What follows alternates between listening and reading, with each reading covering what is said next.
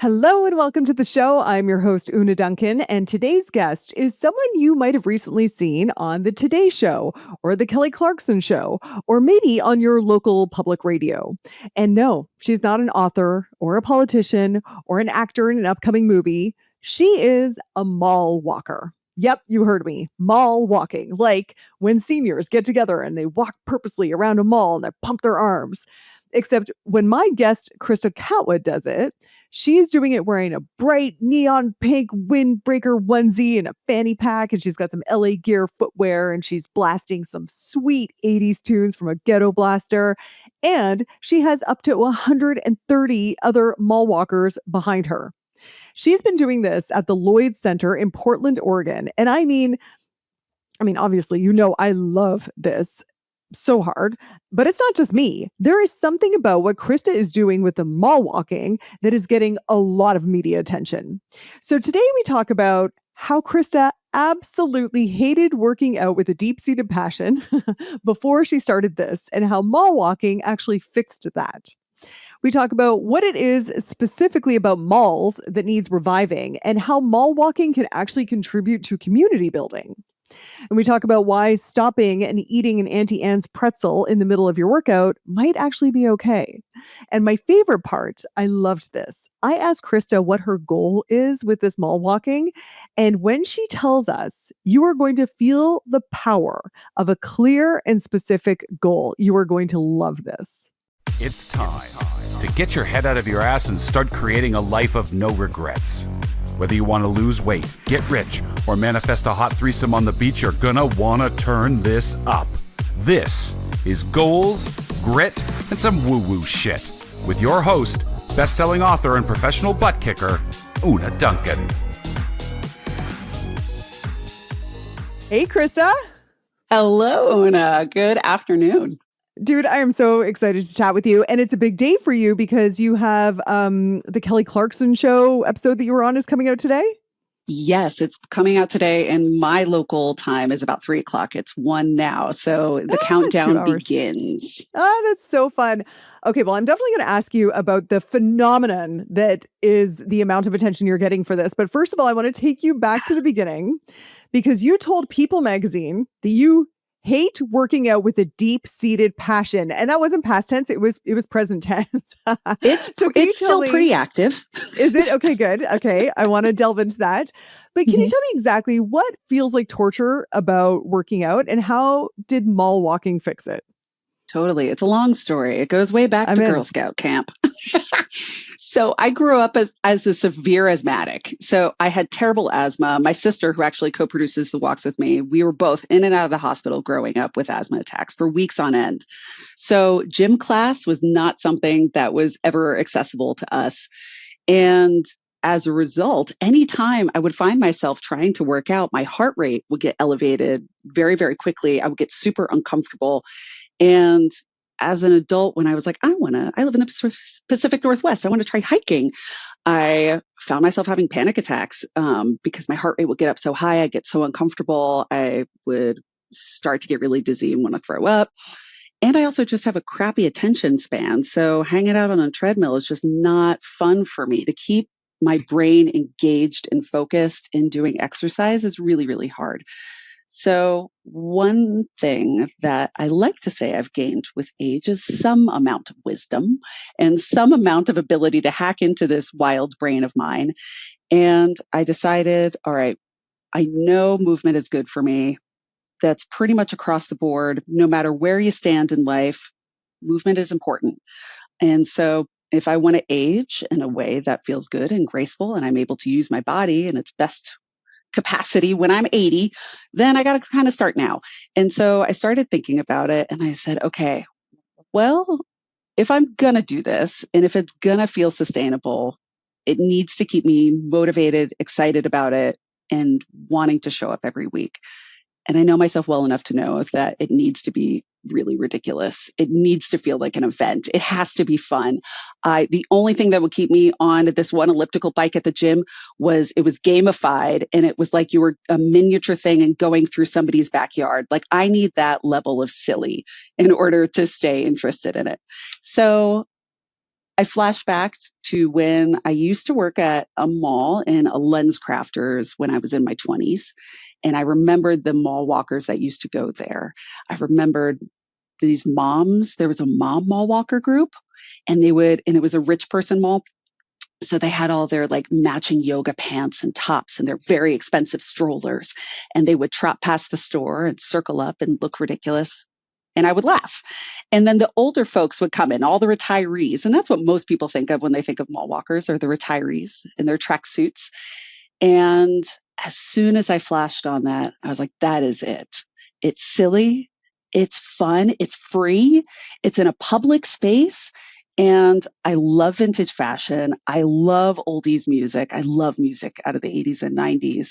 And it just felt like when you find your one true love, if you've ever been lucky enough to have that, where the flashes just go off and you're like, you're the one. That was me in mall walking. And mall walking. I love it. I love it.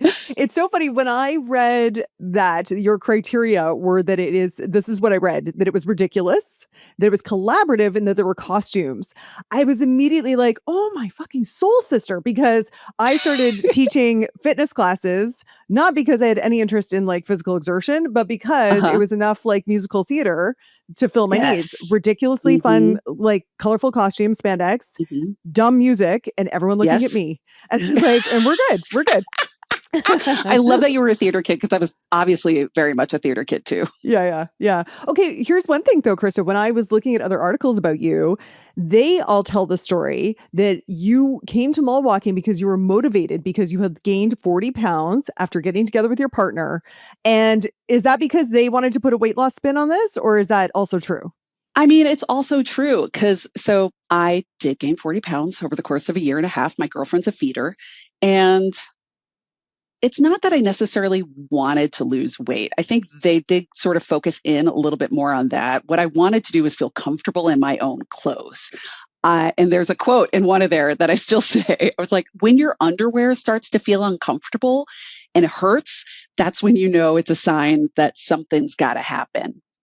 And the goal was not pounds lost. The goal was to get back to a space that felt good for me. I have a history of, even though I'm not a physically active in the sense of exercise gym rat person, I used to be a cement mason. I am somebody who likes to build things, and I like the feeling of being strong. And since having a sedentary job, my full-time job, I work in an office, which I've been at for about 2 years. Anymore? Not a lens crafters anymore. I did work in optics for a long time, and I love me a pair of spectacles, but that was definitely a part of it. But the overall factor was, how do I do this sustainably? Even if it's just, who cares if I get down a certain number of pounds? It's, how do I get comfortable in my body, and how do I keep it there? I love that was that how clearly you narrowed it down to, this is my one intention, something that I will do sustainably, because in all of my years of fitness, I have to keep reiterating that to people, because sometimes people will identify that and they're like, yeah, but it's not good enough because it's not intense enough, or it's not the thing that you're supposed to do. And I'm like, do not worry about any of that. Just get going on something that you will continually do. If you find something you will continually do and you'll actually build a positive association with moving your body, oh my God, do that. Yeah. And that has been the thing for me. I think I shied away from the fitness world for so long, and feeling like it wasn't accessible to people like me, feeling like there was something wrong with me because I hated it so much. And it was like pulling teeth to get me to get on the treadmill or to lift weights or whatnot. And it felt like there's this all or nothing mentality. And I think there's a lot of that in social media, right? Where if you're not doing P90X, then you're not doing it right. If you're not starving yourself on the maple syrup lemonade diet and doing all of these master cleanses and walking a million miles a day, then you're doing it wrong.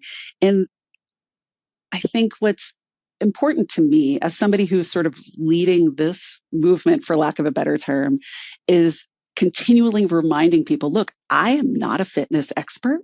I am not somebody who loves fitness. I am somebody who, just like you, needs some fun movement in their life. And I'm right there with you.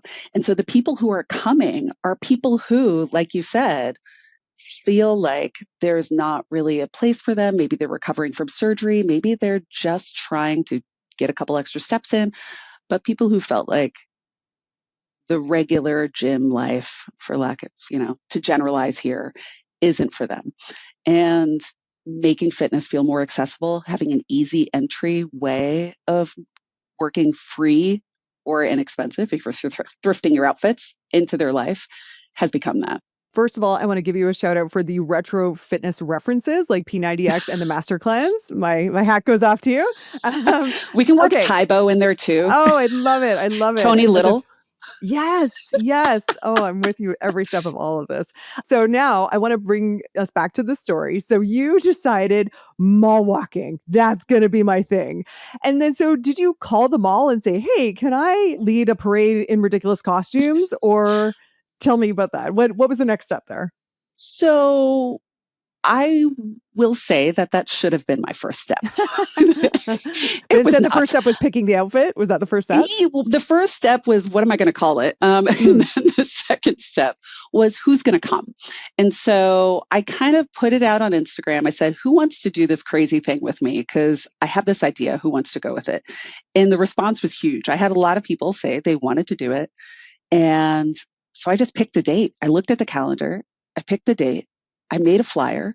I put it out on social media, then messaged the mall, who, by the way, our mall only has 2 people that manage it, maybe 3 at the time. So, because it's a slowing down mall, a slower mall. Nobody got back to me until after I had already started. So I just set the date and showed up, and we had 8 people. All of my friends showed up. I have more than 8 friends, but the 8 people were my friends that came. And then I said, all right, well, do you want to come back next week? Maybe we could just start this as a newsletter. And everybody was stoked on it. And so I started an email group to let folks know and keep them posted on what was going on. And I kept promoting it on social media. And every week it kept growing and growing. So now we have consistently over 50 people at every walk. Wow. Okay. I want you to paint the picture for us. Now, first, let me picture the Lloyd Center. Obviously, that means nothing for me because I'm not from Portland.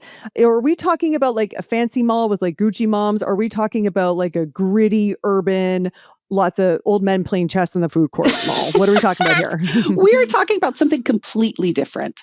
So, okay. Let me paint this picture for you. So the mall is actually within city limits, which is really cool because that means it's easy public transportation. There's plenty of parking. Everybody meet Orion, my cat. It's super accessible to get to, which is cool. It's not in the middle of a business wasteland, so to speak. This mall was the biggest mall that was built when it was built in the 60s. It was one of the biggest in the world, and it has an ice skating rink in it, which is really cool. Tanya Harding used to skate there, but it has been in a slow decline for a long time. Almost all of the anchor tenants are gone. What is there, though, is a whole bunch of local businesses. There are organizations, the NAACP is there. There's organizations that support foster families. There's organizations that support youth. There's camps. There are a lot of small businesses that largely focus on kind of nerd culture. Wow. There's a lot of nerd culture businesses there. So it's having this amazing revitalization that's super exciting. Because I think for a while people thought of it as a dead mall. And now the story around this particular mall is changing. So there's Is it like hipstery? It is not. I wouldn't even qualify it as that. It's truly nerdy. Really amazing comic book shop that's there. Okay. There's an incredible Lego store that's there. There is a very rad lightsaber business that's there where you can take lightsaber lessons. You could become a Jedi. But there's just a lot of really cool stuff going on. Well, this sounds like the perfect environment for what you brought to it. So now, can you describe exactly what would happen if I was at the Lloyd Center and I was just going to grab a quick lightsaber, just average Sunday morning task? Then I see you. What am I looking at here? So you would be wandering up to the food court, which is where we meet every Sunday at 11. And you would notice myself with my headset microphone that looks very similar to this, and a large mischief of mall rats, because a group of rats is called a mischief. So it's a mischief of mall rats. And we're all hanging out in a circle-ish shape in the food court. And I'm leading folks through a group of stretches. And then we take off through the mall. It is 3 stories. So we've got the music pumping on Bluetooth speakers. It's like a 3.5 hour playlist of some of my favorite 80s, 90s jams. And we cruise through the top floor. Then we ride the escalator down, and it's this escalator fashion show happens as we go down where everybody's waving. And then we do the second floor, we go to the bottom floor, and then we do it all again. And you're going to see so many smiles, and we're laughing and we're dancing and just having a good time for about an hour and a half. An hour and a half. And I think you said you cover 3.5 miles, right? It's about 3.5 miles. Yeah, that's respectable. Tell us the rules. There are the rules to mall walking. So rule number 1 is you have to pump your arms when you walk. So when I think of a classic mall walker in my head, they're moving along like this really fast. And so you got to pump your arms. Otherwise, you're just walking in the mall. You're not mall walking. So rule number 1. Rule number 2 is that you have to wave at absolutely everybody. And because we have a very good reputation to uphold as mall walkers, right? We don't need bad Yelp reviews. We want everybody to think that to uphold our There's a reputation there. Yeah, we have an incredible reputation. We're like legacy. B-level celebrities now at the mall. Yeah. So we're pumping our arms, we're waving at absolutely everybody. And then the other rule is that you have to listen to your own body. And so folks, like we said, come to fitness and the mall walks with a large variety of experience with their own bodies and limitations. The beautiful thing about mall walking is you could sit whenever you want. You could stop and get yourself a boba tea if you want to. You can get yourself an Auntie Anne's pretzel. You can just leave after you've done a couple of laps and you're done. You can do that and build up to doing the whole thing. So listening to your own body is really important. Which goes into the next rule is that there's no shame in the food court 5000. And so we don't shame. And in fact, it's one of my favorite things when we walk past somebody who's in the massage chair or who's getting a giant Auntie Anne's pretzel because we all cheer for them. We're like, yeah. And then the 5th rule is that no one walks alone. And one of the beautiful pieces and unexpected parts of doing this mall walk is it's incredibly socially fulfilling. It is a wonderful community building experience that was really unexpected for me because the age range of folks who's there is really diverse. We've got kids who are coming with their parents, and we've got people who are bringing their parents. And so we have folks from 8 to 80, people who are pushing strollers, and from all walks of life who are coming together just to have a good time. And so the social connection that's happening during these walks is great. And it doesn't feel good to walk by yourself if you're with a really large group, and we spread out really far. So I encourage people to go back and go hang out at the caboose for a little while if you see somebody who's walking back there by themselves. And so the social piece is just sort of built in. So those are the rules. Do you ever pair people up? If someone comes alone, do you actually match them? I'm not checking anybody just to see, but in the beginning, so we say we start at 11 o'clock, right? But there's always some sort of lag time while I get the Bluetooth speakers set up, and I'm telling people, like, I'm encouraging folks to intermingle. And because they're wearing outfits, it's a beautiful end to conversation because you can easily go up to somebody you don't know and compliment their fanny pack or say, look at those Reeboks. Yeah. Totally. Exactly. Oh, that's great. Because I was curious, thinking about this as someone who leads fitness experiences, like how much crowd management do you do? Have you ever had anyone behave inappropriately? Like you said, you've got a rep to maintain. Have you had to ask anyone to leave ever? That's a good question. And I haven't. And so I think there are some folks who are a little oddball, but nobody's ever behaved inappropriately. And I feel confident because there's a core group of walkers that have been there for a very long time and consistently come up every week, that there's a sort of internal crowd management of things, right? That one could say something to the next person, could say something to the next person. So haven't had any challenges And they set the yet. tone. Yeah, exactly. That's great. And there's no money involved. You don't charge. Do you sell merch? We just started selling merch. In the beginning, we started selling stickers, and we're still selling stickers, but it's built up from there. And the reason we were selling the stickers is, honestly, there's a lot of unexpected costs to this. There's website management, there's the AV, trying to figure out the speaker system, but also I wanted to get my group fitness certification license. And so by selling the stickers, I can get that, and it allows a little bit different access to, if I wanted to hold fitness events, retro fitness events in community centers, I could do that. So we started with that, but just recently we opened up an online store on our website that has we've got hats, we've got shirts, we've got lots of fun stuff, patches. That's awesome. That's awesome. So I'm picturing at least 50 of you. And dude, I've seen a picture where there was like 300. Do I have There that was right? maybe about 150. We had to use AI to count it all because there were so many people. There was over 150 people. That was we celebrated the mall's 65th birthday. And Right. so we had So you've got 150 people show up.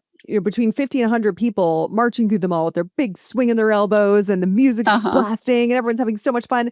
Have you ever had a negative reaction though? Like, do the tenants, the businesses ever be like, come on, I'm trying to sell some Lego here? Anyone get pissed ever? None of the businesses have complained to Okay. me. And I am now become a part of the mall. And I know a large majority of the shop owners. And they have only expressed the most positive support and excitement around the energy that's come back into the mall.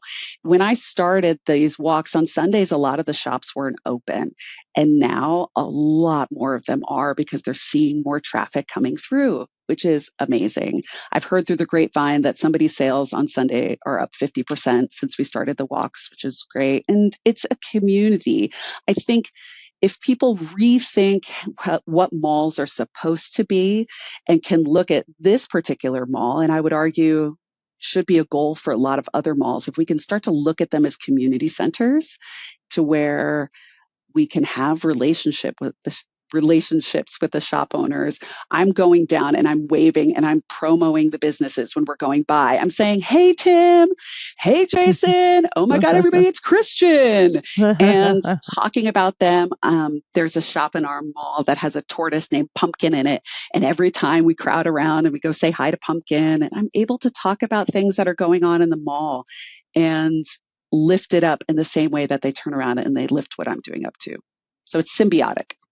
I love this so much, Krista. Let me tell you, when I was reading through your stuff, I had this fantasy because I lead fitness retreats. We just did one in New York City where we all ran through Central Park and we went to all the weird fitness classes in New York City. And I was like, oh, we've got to go to Portland and we've got to do Krista's Yes. walk. I'm so excited Here's about the it. thing. I really want to get people thinking about how do we do these mall walks in other cities? What does that look like? Portland, yes, we're a bubble, but I would argue that this would go over well anywhere because at the core of it, it's sincerity, it's joy, it's building community, and it's fun. And I don't want to toot my own horn, but there's a couple things I'm really good at.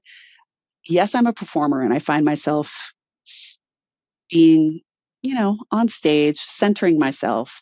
But when I'm there, I'm good at making space for other folks. I'm not blazing through the mall like a neon train and giving a middle finger to the businesses that are there. That's not what's happening. It's not like this is our turf and we own it. It is building up and supporting each other. And that can happen anywhere. That can happen at any mall across the country. I just wonder how you would teach it. Sometimes those kind of skills are hard to teach, Yeah. but not impossible. Not impossible. It's not impossible. I think there are some things that I didn't do on the front end because, again, my specific situation with my specific tone of the mall is very different. I think there's the community building piece would have to happen first. It would be actually talking to the mall, talking with the shop owners, telling them what you're doing, trying to figure out how you can lift them up while you're doing your walks to build up that trust that it's not you're just blazing through the mall to make a mess and leave it for somebody else to clean up, that it's about supporting the small businesses because every mall across the country is struggling. Yeah, for sure. If people did start, because you've been all over the news with this, and I want to ask you about that in a second, but if people did start copying you without maybe attributing it to you or, getting in touch, would you be pissed or how would you feel? Like, wouldn't you rather you start a centralized movement and you teach people how to do it right? Because then you could have a bunch of mall walkers who are going around middle fingering and blazing and mowing people down in the windbreakers. I definitely don't want people going out there and giving mall walking a bad name. Yeah. I definitely don't want that. It's become my sacred baby. And fully recognizing that I am not the only person who mall walks. Mall walking has been around since the 60s. This is nothing new. But I want people to go out into their communities and do things similar to this. I would love to be able to devote my whole life to spreading this across the country. Right now, I'm not financially able to do that. I still have a full-time normie job. Would I love to be able to travel around and help people set up community programming like this? 1000%. But until the funding is there, I can't do that. So, what I've thought about doing is trying to set up some sort of a system for chapters. So, people could have chapters and we could have meetings and groups, and I could talk about the things that work. I can talk about the rules. I can talk about how to communicate with community partners, how to lead the mall walks and share some of my learnings. That is something that I've been thinking a lot about, but I honestly just don't have the bandwidth right now. So that's a goal. Are you open to some completely unsolicited advice on this? Yeah. Yeah. I mean, just because I'm seeing all the news articles about you, and then I go to your site and I wonder how easy it would be to set up a quick, like, would you like to start a mall walking thing in your community? Sign up for this email list. And all you got to do is be like, you're on the list. And then one day when you do have the bandwidth, you've got a huge email list. That is a great idea. Thank you. That is a great way to access it. I think I have it in my head that I need to create a whole tutorial thing first in a video just grab series, but you're emails right now. I You're don't. all over the place. Kelly Clarkson's happening in 1 hour. Right after you get off this, you got to put an email thing. Good idea. Yeah. Okay. All right. Thank So let me you. get to my question so that you can get right Okay. on that. So my next question is, you were saying that you instruct people to listen to their bodies, and if they want to stop and sit in a massage chair or get an Auntie Anne's pretzel, then do that. I love that because it's so anti-fitness culture, and I am assuming that was Yes. intentional. Yes. Absolutely. Yeah. Absolutely. I think one of my huge goals for doing this was removing obstacles to fitness for people. Um, if there is something that is going to prevent you from doing this, let's get it out of the way. For a lot of the people, it was, I don't think I can do 3 miles. It's like, cool, don't. It's like, let's make that not weird. Let's just say, you want to take a break. If you walk past a store, you want to go in the store. And so by creating that tone of NBD, no big deal, like whatever feels good to you, has helped a lot of people. I have one of our walkers has MS, and she comes with her mom who's older, and some days she can't do the whole thing and needs to hang out, but she's slowly building it up every week. That's great. Do you ever find that what you're doing, which obviously for you is about movement and silliness and fun and community, do you ever feel like it gets conflated with traditional fitness culture, like competition and weight loss? Like we already have those articles that bookend Yeah. it with the story of your weight loss journey, which is not the story, is it? It's not the whole story. And honestly, since I've started doing this, I don't weigh myself anymore. I'm not even tracking it. So it always makes me kind of squirmy when they ask the question of, have you lost the weight? And it's like, well, yeah, I guess I think kind of maybe, but I don't know. That's not the point. And I think it just allows for me to be able to have that conversation of, hey, you're trying to make it this. And I'm like, no, that's not the point. When you do your certification, and if you do end up deeper into this world, you will find that so many people, that is the gateway that people come into this world. And then once they do start moving and meeting people and having fun and realizing how great it feels to move their body, the fat loss does become parked. It doesn't even matter anymore because they've got the feeling that they thought they were going to have to lose weight for. Yeah, exactly. And I think that's part of the fitness culture and the diet culture that is really damaging to me, is where people feel like they have to lose weight to experience that happiness, or they have to do this regime so specifically, otherwise they're not successful. And then when they get there and they're doing it and they still feel that sense of loss and dissatisfaction when it's not there, then they feel sort of stuck. And so for me, it's how do we get the joy? How do we make joy the goal? How do we do that? And so it's flipping the script on for having the conversations around what is fitness, what is movement look like in a way that is healthy. It is taking my kid to the trampoline park and getting out there and jumping around with him. It is slapping on a pair of roller skates in the abandoned parking lot of the elementary school down the street and tooling around listening to my disco tunes. That's all great stuff, and that all counts. And for a lot of people who are barely moving, taking those steps, showing up on a Sunday is huge. Mm-hmm. we've talked about the fitness aspect and the fun aspect, and I know that you're also a performance artist. Is any Mhm. part of this performance art, is any of it satire? Or do you have an artist statement about this? No, I don't, but I should think about that. There could be a satire part to it. I think as a performer, it would be easy for me to slip into that, Hmm. but it would be too hard for me to maintain. Like I Yeah. couldn't stay in that space. And I think the folks who I would be emulating are so cringy. I think Mm. it would turn some people off. Oh, I yeah. what I so I've gotten a lot of comparisons to Richard Simmons. I'm like the female Richard Simmons because of my energy, and like the goofy outfits and the aerobics. Okay. And what I love about him is his fitness for the people, right? His energy, his kitsch factor over the top. Um, and so I want to be clear about like what I'm doing is not trying to emulate that in a satirical way. If that comparison gets made, it's out of love. Do you feel like this is filling a need for a third space for people? Oh, Because some people are absolutely. saying it's like their church. In the interviews I've seen, Yes. people are like, this mall walking thing on Sunday mornings is my new church. Yes. I think the conversation around the lack of third spaces is one that is very, very important. And it's especially important to folks as they age. As we get older and older, it's harder and harder to find accessible third spaces to make connections with other people. So, my day job, full disclosure, right now I work for AARP Oregon. And so the demographic of folk who I work with and support and advocate for are folks who are 55 and plus. So this is something I spend a lot of days thinking about. Um, but it's also third spaces are important to all ages. Teenagers have no places to go. Where do young people go to hang out that isn't a bar? Or conversely, they don't have it. They're sitting at home on their phones and trying to make social connections through that. And so having malls, reclaiming malls as third spaces and rethinking how we access those spaces. You don't have to just go to the mall and shop. You can do other things. So I As we like did I when we were like that younger. conversation. We Going to the did. mall It was was a thing. It wasn't about yes. purchasing anything really. Yeah. You, to be seen and to Yeah. see other people, right? To see Yeah. and be seen. And when we go meet at the Lloyd Center for our walks, there's a zine meetup group that meets there. There's a group of people that play Beyblades. There's people who play Pokemon Go and meet up Right. there and go Okay. around. That's the community center piece that I would love to see transferred to other cities.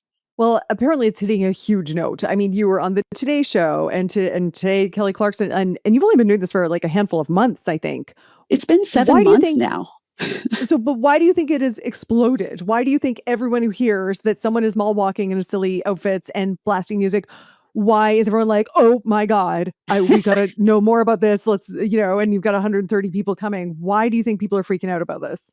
I think there's a lot of different reasons why it's striking a chord. I think for one, it's the nostalgia piece, right? The 80s are this time that there's a lot of interest on different social media platforms with younger generations about the 80s. And I get it. I was obsessed with the 70s when I was growing up, even though I hadn't experienced it.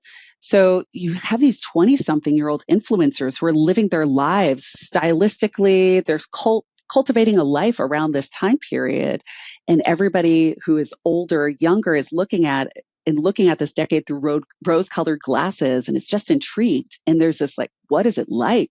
What was mall culture like in the 80s and the 90s? Because it's changed so much since then. So you've got that group of people. And then you've got people in my age group who experienced the 80s and the 90s and kind of want to go back to that because it was fun. It's fun to revisit it now as an adult. You've got seniors and people who are 50 plus who were living it as adults, who went to the jazzercise classes, who are so familiar with the references and the style. It's fun for them. So you've got all of this interest across the age ranges. Plus, there's a need for joy right now. There's a lot of hard stuff going on in the world, and I think people are excited to just have a break and to let loose and go, oh, that looks like fun. I want to do that too. Totally. And have it Yeah. in real life. Yes. Not online. Yeah, No. 100%.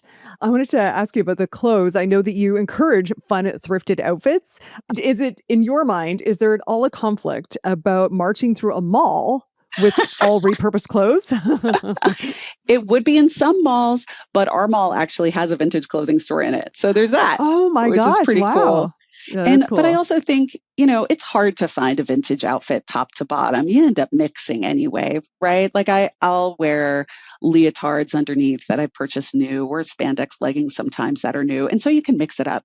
Um, I think what's challenging, and I have another sort of side campaign, is to try to connect people in our mall walking groups with local thrift stores, local vintage shops, to where they can go out in the community and buy vintage clothes instead of just going on Amazon and getting the 80s mall walker outfit, which is fine. It's easy, it's convenient, it could ship to your door. I'm not shaming anybody, because we don't shame at the Food Court 5000, but it's another way of building community. It's another way of supporting small businesses and keeping things out of the landfill. So Love it. Krista, do you have any ambitions about this? So this show is called Goals, Grit, and some woo-woo shit. So I want to get yeah, woo-woo with you for a second. get If woo. if we're going 5 years in the future and this has blown up as it is blowing up, but like exponentially, and you said you would love to dedicate your life to doing this kind of stuff, what could that look like? Where could this go if you had it 100% your way? If I had it 100% my way, I would like to have a series called Mall Walk Across America. That's my dream. I want to go across America to communities. I want to explore their malls in various stages of decline. And I want to meet with the community. I want to talk to the owners. I want to talk to the malls. And I want to set up programming like what we're doing in those communities to support them and the businesses, but also highlight. I love anthropology. I love looking at how malls have affected the communities around them from a historical piece, but also, in current days. And so really featuring these communities and looking at how we can make a positive impact in them through, as silly as it sounds, retro mall walking. So that's my big, big dream goal. Um, but I just want to keep the conversation going, of what does accessible, easy entry fitness look like? What does working joy and movement into our bodies look like? And how do we change people's mindset around fitness?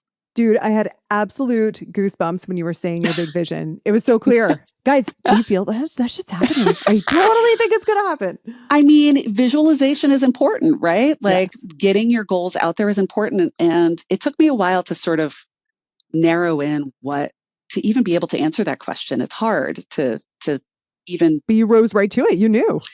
Well, I've been thinking about it a lot. Yeah, I've had a lot. I think I've so. been thinking about it a lot recently, and I feel like the more I say it, the more it gets out there in the world. Yes. Who knows who's going to hear it, and maybe they'll help me. Okay, listeners, if Mr. Mall America person is listening, which I know is exactly my demographic. Absolutely. Yes, then you heard it here. You can contact Krista. Okay, so Krista, tell everyone, because I know that everyone who just heard you to say your vision wants to collaborate with you to make it happen, to join your movement. So tell everybody all about the place that they can opt in on your website half an hour from now. Yes. And all the ways that they can be part of your movement.